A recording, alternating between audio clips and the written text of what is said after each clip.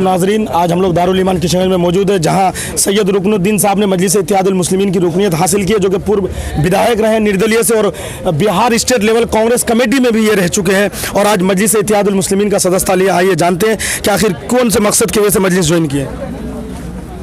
आवाम की खिदमत के मकसद से, चूँकि मजलिस ये पूरे हिंदुस्तान में और पूरे बिहार में जो काम कर रहा है, ये काम सभी लोगों का काम है। इसमें पिछड़े, महादलित सभी का ख्याल रखा गया है और इनका जो स्ट्रेटजी है उसके प्रति पूरे सीमांचल में एक माहौल बन रहा है कि मजलिस पूरे आवाम की बात करता है।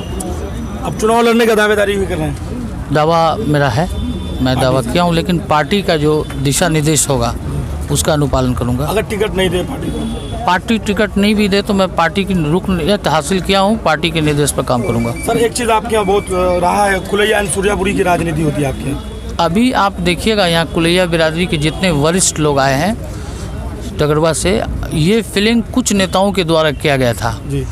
उसमें ये फीलिंग अमोर और बायसी में फैलाया गया था, लेकिन अभी ये सब मामला नहीं है, क्योंकि उस बिरादरी का भी हिमायत हम लोगों को हासिल है, हम लोगों का भी हिमायत उनको हासिल है। सर, लगातार आपके पार्टी में ऐसे लोग आते जा रहे हैं, इन लोगों को फिर क्या क्या दिलासा दिया जा रहा है, क्योंकि सब चुनाव का दावा कर रहे हैं? देखिए, सवाल ये पैदा होता है कि MIM का हर एक कारकुन वो अपनी अहलियत रखता है कि वो इलेक्शन लड़ने की सलाहियत रखता है, बल्कि भारत का आइन ये कहता है जिसको वोट देने का हक़ है उसको चुनाव लड़ने का हक़ है।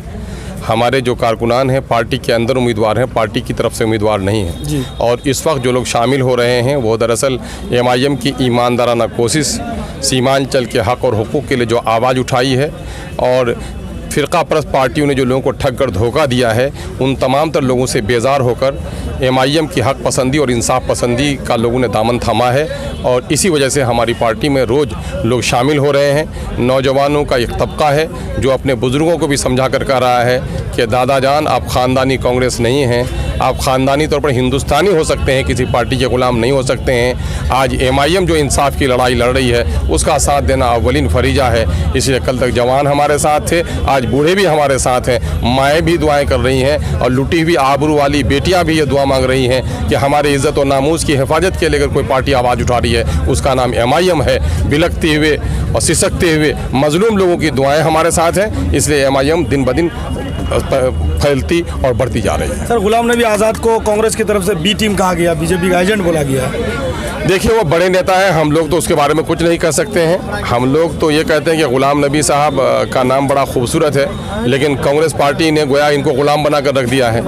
और आप ये देखेंगे कि सच्ची बातें लोगों की ज़बान पर आ जाती हैं। पिछले दिनों में एक बड़े लीडर ने भी कांग्रेस को के बारे में कहा है, सलमान खुर्शीद साहब ने, कि कांग्रेस के दामन में भी मुस्लिम अक़लियतों के छींटे हैं। और वो जनाब गुलाम नबी आज़ाद साहब जिन्होंने एक लंबे अरसे तक गोया अपनी पूरी जवानी लगा दी, पूरी उम्र लगा दी उन्होंने, उस पर कांग्रेस पार्टी का ये इल्ज़ाम दरअसल ये है कि हमने गैर को अपना समझा था, किसी दिन तो हमको जलील होना था। सर, अभी तक गठबंधन की कोई खबर? ठीक है, बहुत सारे लाइक माइंडेड पार्टियों से हम लोगों की बात चल रही है, बात आगे बढ़ रही है और इंशाअल्लाह जब बात हतमी तौर पर हो जाएगी तो उसकी खबर आप लोगों के ज़रिए से दी जाएगी।